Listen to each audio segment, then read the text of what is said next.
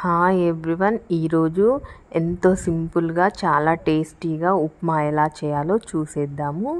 ఇక్కడ నేను 2 spoons oil తీసుకున్నానండి. ఆయిల్ వేడైన తర్వాత జీలకర్ర, ఆవాలు, అలాగే శనగపప్పు, పల్లీలు వేసి మంచిగా దోరగా వేయించుకోవాలి. చూడండి, పల్లీలు వేగిపోయాయి కదా. ఇప్పుడు ఒక 4 పచ్చిమిర్చి, అలాగే ఒక పావు కప్పు ఉల్లిపాయలు వేసి మంచిగా కలుపుకోవాలి.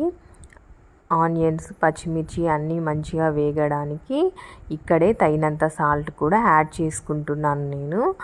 అలాగే ఓ రెబ్బ కరివేపాకు కూడా యాడ్ చేసుకొని మంచిగా మిక్స్ చేసుకోండి.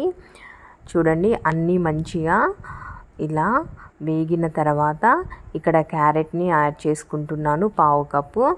అలాగే ఒక 4-5 టమాటో ముక్కల్ని కూడా యాడ్ చేసుకోండి, టేస్ట్ మరింత పెరుగుతుంది.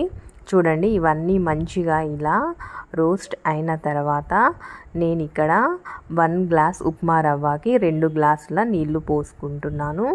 చూడండి, ఇలా వాటర్ పోసుకున్నాక వాటర్ బాయిల్ అవుతున్నప్పుడు మనము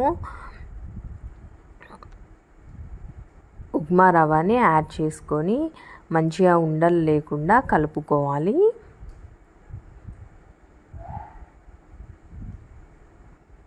చూడండి, ఇలా లో ఫ్లేమ్లో పెట్టేసుకొని మంటని మంచిగా రవ్వ పోస్తూ ఉండలు లేకుండా మంచిగా కలిపేసేసుకోవాలి.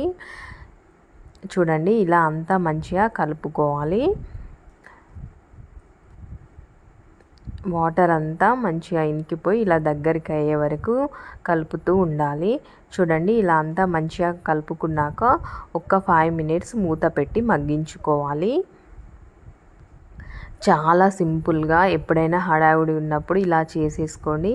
చాలా సింపుల్గా చేసేసుకోవచ్చు మనము, అండ్ టేస్టీగా కూడా ఉంటుంది. చూడండి, ఇప్పుడు కొద్దిగా పైనుండి ఇలా ఒక 1 స్పూన్ ఆయిల్ చల్లేసేసుకొని ఒక్క 2 నిమిషాలు మూత పెట్టేసి మగ్గించేసేసుకుంటే ఎంతో టేస్టీ ఉప్మా రెడీ అయిపోయినట్టే.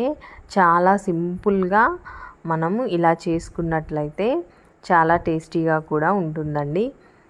నా రెసిపీ నచ్చినట్లయితే లైక్ చేయండి, నా ఛానల్ని సబ్స్క్రైబ్ చేయడం మర్చిపోవద్దు. మరిన్ని రెసిపీస్ కోసం నా ఛానల్ని ఫాలో అవుతూ ఉండండి. మా పిల్లలైతే చాలా ఇష్టంగా తినేస్తారండి. మీరు ట్రై చేసి మీకు ఎలా వచ్చిందో నా కామెంట్ సెక్షన్లో షేర్ చేయండి. చూడండి, ప్లేటింగ్ చేసుకున్నాక ఎంత కలర్ఫుల్ అండ్ యమ్మీగా ఉందో. Okay friends, thank you for watching.